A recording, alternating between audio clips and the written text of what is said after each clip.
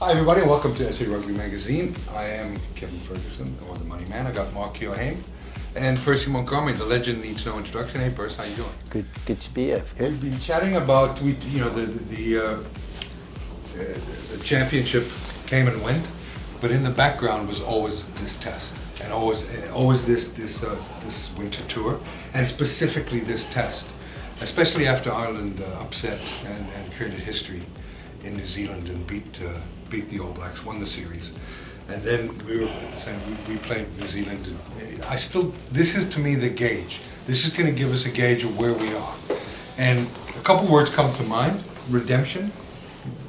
You can elaborate on that, Mark. I think we've got 9 Boks in there.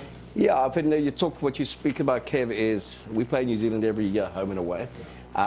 They were in a state of flux. We hammered them as Ireland did. They fixed the game quite a bit. We haven't played Ireland for 5 years. We've only played France once.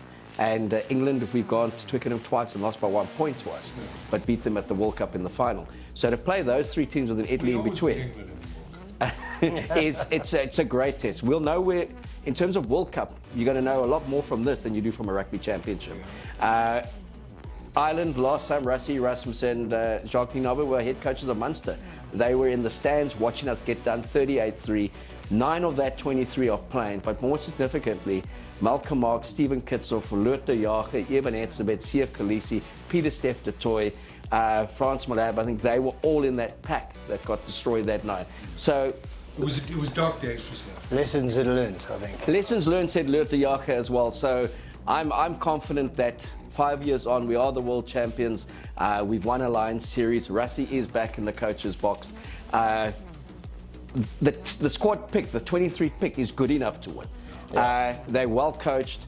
Rassie is there. I felt one of the big weaknesses during the Rugby Championship was he wasn't there on match days, and he's hugely significant, Monty. You'll elaborate on that, what he brings to the squad on a match day, and then playing in Ireland. So it's no disrespect to Ireland. They rank 1 in the world. They are playing at home, but they haven't played since that New Zealand series.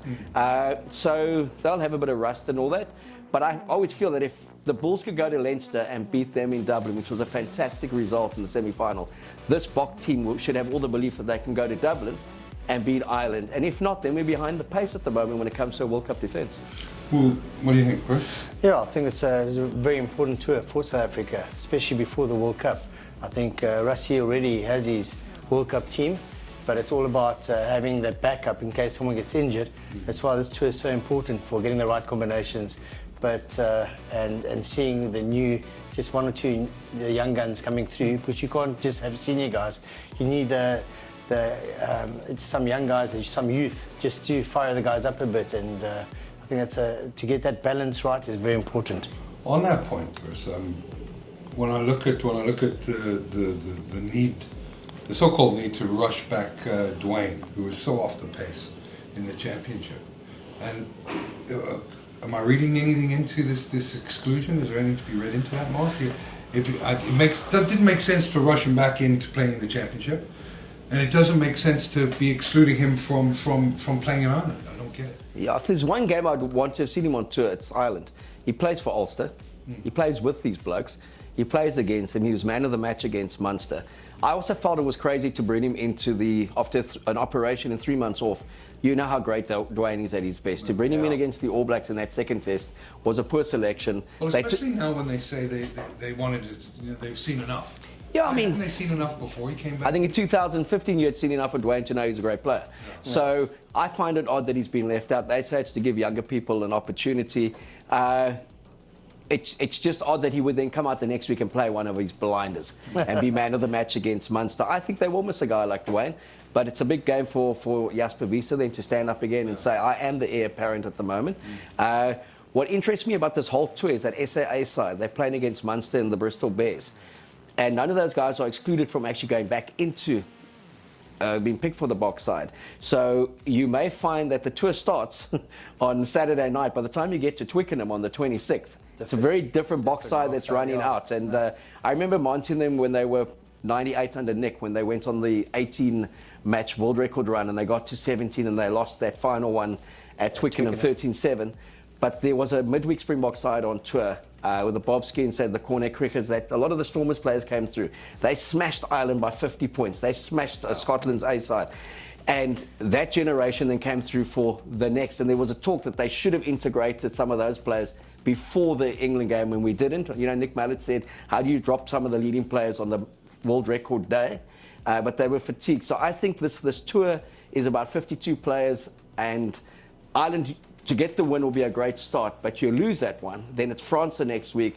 The Italy thing becomes pretty irrelevant, and then England becomes the big one. So, speaking to Rassie just on WhatsApp this week, he said that they're confident, they're in a good place, and they've, something will bring you in here on Monty, they're confident with the 23 they've picked, but they haven't picked a recognised goal kicker. And outside of that Sydney test against Australia, when last has South Africa gone into a test match in the Northern Hemisphere without a guy who's kicking at 80%? Especially when you look at the weather conditions, Mark. You know, you've got a 70% chance of rain. You've got at least 3 millimeters predicted for the game. You've got a 16-kilometre-an-hour northeaster wind. Well, in stadiums.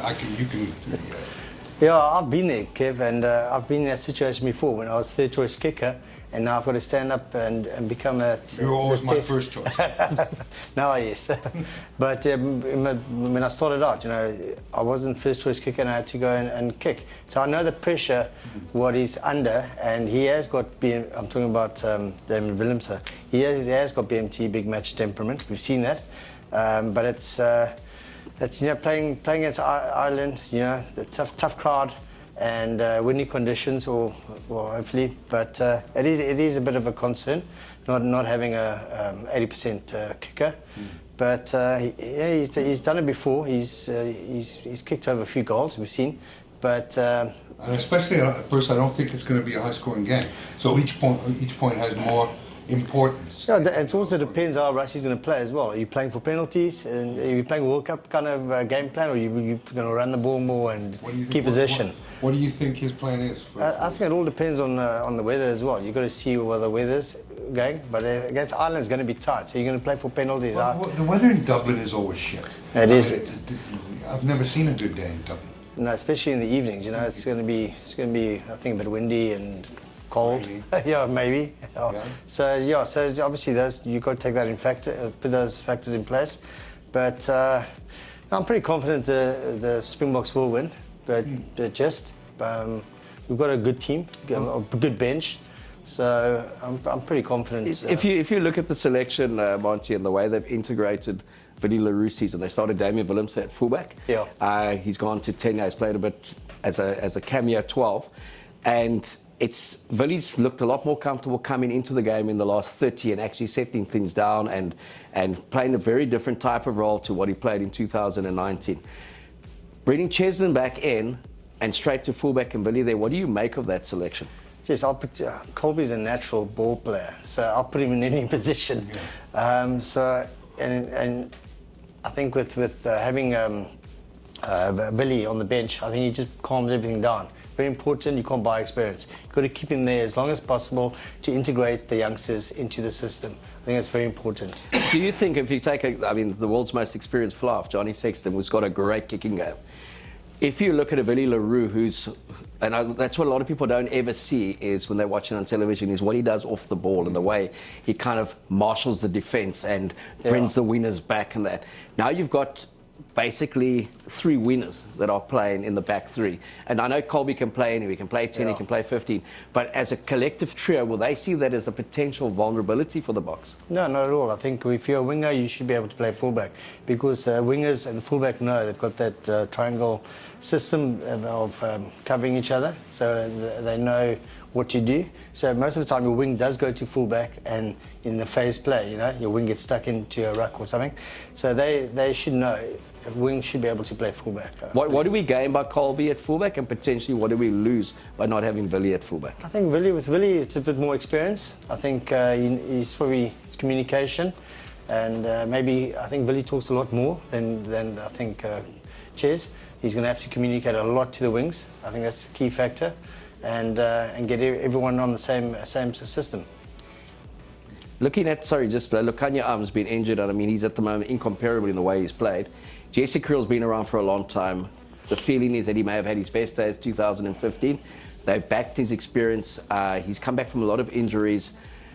Is this a make or break tour for Jesse Kriel in the context of the World Cup when you see that youngster from the Lions, Henke van Beek, in the A side? Yeah, I think Jesse, shame, he's been a bit unlucky with injuries coming in and out. But yeah, it's going to be a crucial tour for him, I think, just to get that confidence back and get going again. Because there's a lot, like I say, there's a lot of youth coming through as well. We breed their guys in South Africa. There's a lot of centres and good players coming through. So he's going to have a hell of a tour, I think, this coming, an important tour for him. But has he ever had a purple patch of excellence and consistency? Yeah, when he first came on the scene, I'd say 2013 and 14 with Heineke, him and Deolandi were very good together, and he was explosive. He scored some great tries. He was very influential in the 2015 World Cup, outside of the Japanese game where he was the one who missed the tackle. But post that, he's never kind of showed that similar form, and he's been on the peripheral, playing wing, playing centre, and Lukhanyo Ama's come through and kind of cemented that number 13 jersey as his own. But they have kept that faith with him in terms of 50 plus caps. So, I hope he has a good game. I mean, he's one of those guys that he doesn't have as many bad games as people would like to think he does. But when he got picked on the win against the All Blacks, got concussed in 3 minutes. So it was unfortunate for him as well. It really hasn't gone his way. And he's going to be up against a very good Irish midfield pairing. Yeah. I'm just very interested to see Ireland's pack against ours, because they looked magnificent against the All Blacks. But the All Blacks were in disarray at that stage, and we then destroyed the All Blacks in Nelspruit. Played completely played the wrong game, fought our way back into it, and then just kind of imploded. But New Zealand went home and got pumped by Argentina in Christchurch for the first time in their history. So they would have taken a bit of the gloss off what it meant to beat the All Blacks. And it was their second stringers, but it kind of questions the depth that they've got there. So this is as much a test for Ireland, I believe, as it is for us. Yeah. That's why I think it'll be a World Cup type atmosphere. Yeah, and the same for France next week. They haven't really played a team like us with a pack or a rush defence. That's true. It's true. It's just like I said. It's like how is Rassie going to play? What pattern are we going to play? Like a running game, or are we going to work our penalties and just keep the scoreboard ticking? I think that's going to be crucial. But then again, if your kicker's not kicking consistently, and that's going to cost us the game. You know what I mean? Well, I fully understand what you're saying, Percy. I think the fact that you've got Ireland number 1 ranked, for whatever that means, it doesn't mean much, but it means something. And then you've got the number 1 team with credentials in terms of the World Cup holders playing in a damp Dublin. It only leads to me to a low-scoring 2-3 point game, 1 kick, and this is where it goes back again to a recognised kicker. Bloomsa has shown BMT, as you said. Yeah. And I think he can do the job. But it is a bit strange that, I see a 16, 15, 18, 14 type of game either way.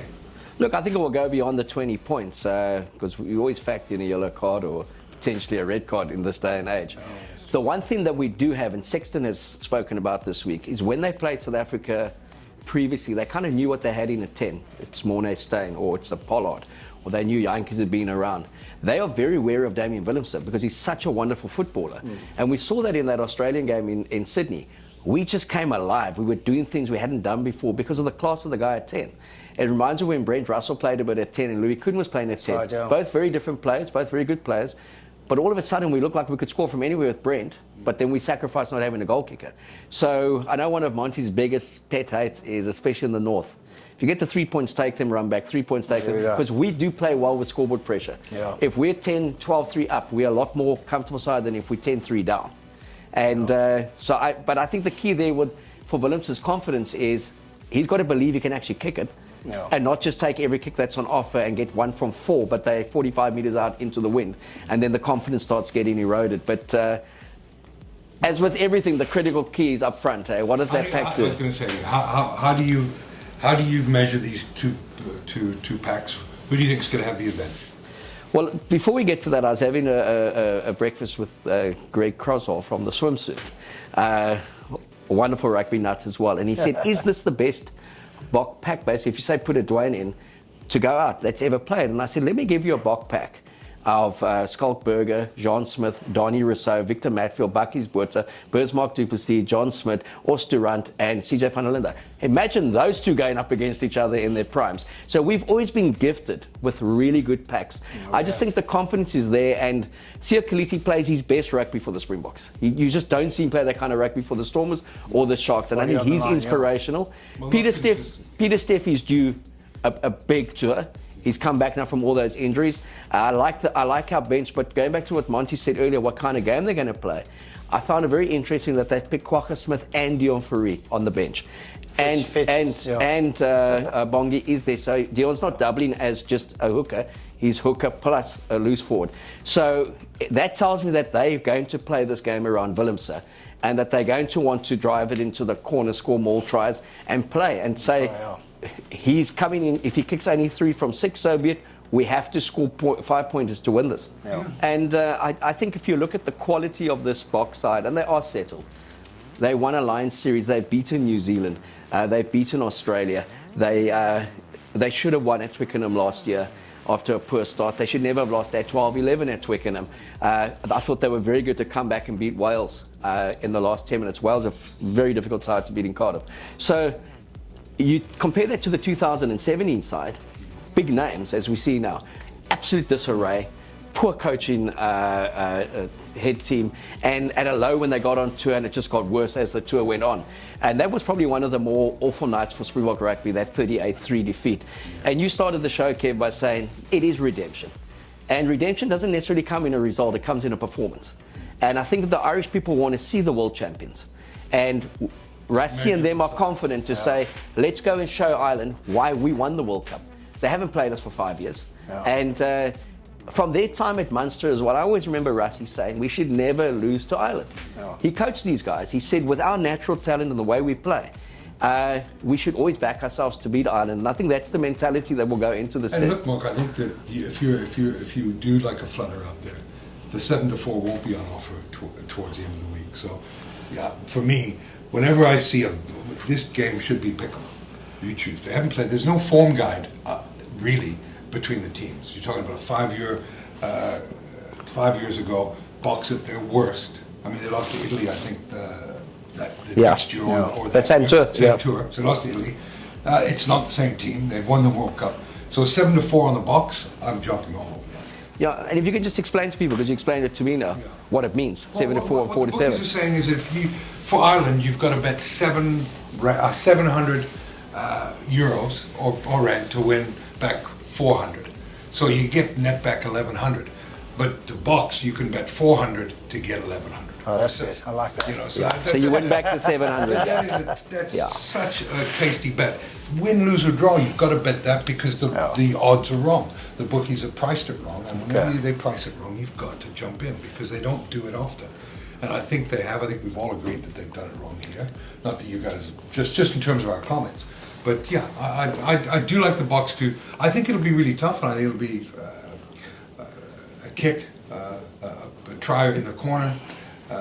It'll be very tricky. I mean, I think that this game is, for me, the pick of the week to watch, certainly this weekend. Monty, if you, just on that, you go back to, you never lost to Ireland, but this is a very different Ireland side to the one you guys used to go over and knock over quite comfortably. But the experience of playing over there, our crowds are so used to the Rugby Championship and obviously when we host, but how significantly different it is to playing in front of 55, 60,000 at the Aviva or at the Millennium Stadium or at Twickenham. What is it about that rugby culture that is so different to anything in the Southern Hemisphere? Cheers. I think, firstly, I think that you've got passionate South African supporters, but I think in Wales and Ireland, they also live for their rugby. I mean, even more. You know what I mean? So it's tough. The guys are singing in the crowds. You know, they're booing sometimes when you're kicking. It's the weather. So there's huge factors to consider when you're playing there. And the Irish especially play mind games. I mean, I remember in '98 when Keith Wood was captain. We were having captain's run, and this is true. And we were still busy with Nick Mallet and the whole team, and Gary Teichmann, and Keith Wood and the whole team just came on the field running on, and we had to stop our captain's run. So they play that mind games, and there was also an issue Irish. where they played mind games with the jerseys back then, and Well, the they're jersey doing it this- is an aren't issue they, Aren't they again. doing it this week? So just to remind us, and I like that way you said it's redemption for our players to get back at them this weekend. And that's why I'm very positive with this game. What colours we play? We play in the traditional green, and they play in the alternate strip, which is now a green and blue. So similar to that game where we lost against them. Yeah. So anyway. So let's pony up and predict the score. Okay, well, I've got the Boks to win by 8 points. I think it'll be about a 28-20 game. 25, 18. 25-18. I think around 23-20. Are you giving it to the Boks or Ireland? Boks. Okay, so this is an all-Bokker show today. Yeah. For those who don't know, Zels couldn't be here today. He had a hospital procedure, but he's given it to Ireland. Shame. That's what I said, Yeah. traitor. But get better, Zels. Yeah. Get better. We'll see you next year. And, I want to chat just quickly about Wales v New Zealand. Wales! No, look, I think that, I said it. I think I was joking. Yes. I think I joked when I said that Italy would be wanting to play the All Blacks this year, but I think they probably would if they wanted to try and get a result. But Wales, I've got a feeling that Wales might get a result this week against New Zealand. Yeah. But you have that feeling every time Wales play. Of course I do. It's called optimism. Look, if not this time, well, they may as well pack it in. They're never going to get a New Zealand side that's been so second-guessed as this one. And Wales have always proven so difficult to beat at home until they play New Zealand. Last year, New Zealand were in a mess, and they beat them 54-16, and then got pumped by Ireland and got pumped by France on the same tour. And Wales certainly didn't get pumped by those two teams. So if Wales can fix the top 6 inches and actually believe they can beat these guys, I think they're good enough to beat them, and they've got a good enough squad. But if you put a green jersey or a blue jersey on those All Blacks, Wales will probably win by 10. You put a black jersey on, they lose by 20. I agree with you. Yeah. So I think if mentally they can play the quality of the player and not the history of the jersey, Wales should win for the first time since 1953. An interesting stat is they beat New Zealand 3 out of the first 4 times, and they're now on a 32 losing streak. And as I said earlier in the week, no one beats Wales 33 times in a row. Jeez. But I also have that feeling that they're going to win, and it's also going to put New Zealand right back where they were in that Irish series in absolute disarray, because there's something missing in that All Black side to go 21-3 up against Japan and to be hanging on at 35-31 and taking a kick in the 83rd minute to secure a win. That's not the All Blacks of that Monty played against. Well, I think, Mark, they lost two big players, the captain and obviously with the red card in the last game against Japan. But I think they've got a good enough depth for someone to come in, and they'll be a strong. So you're picking them to beat Wales? There we are. Sorry. Sorry, guys. Sorry to all your mates in Newport. Sorry. You're my third choice kicker now. Oh man. And France, Australia? I don't rate Australia. France, temperamental, but France by 10. You going? France. Okay, I'm also going Australia, but interestingly there, France unbeaten in the last 10. They took a B-side/C side to Australia, lost the series 2-1, should have won it 3-0. And Australia won the last game over there 25-23. So what's the logic to backing Australia? Because 5 matches, Australia collectively have four more points. But they play a type of game that's so not confrontational that it seems to trouble France, but like they trouble us. So you always think like... It's always been close. It's always been close, and it's very technical, and you just get the feeling the French guys want to play, and they're just not playing. Where against us, it's very confrontational. Against the All Blacks, it's confrontational. I think Australia will edge it in beautiful gay Paris by 3 points. So you think the rope-a-dope's going to work there? I think so, eh? This is one for Dave Rennie. Any other games we should... We've got England against the Pumas on Sunday, and I shocked everyone by saying, like that, I think the Pumas will win. There's another Pumas as well, but I don't know, Chickenham.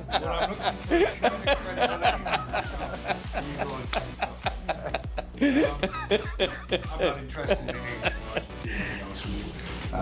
But I think a lot will be learned Saturday when the Boks, the final whistle blows. And let's hope that it's good news. It should be a cracker of a game. And go Bokke. Boks by 8. Boks, all the way.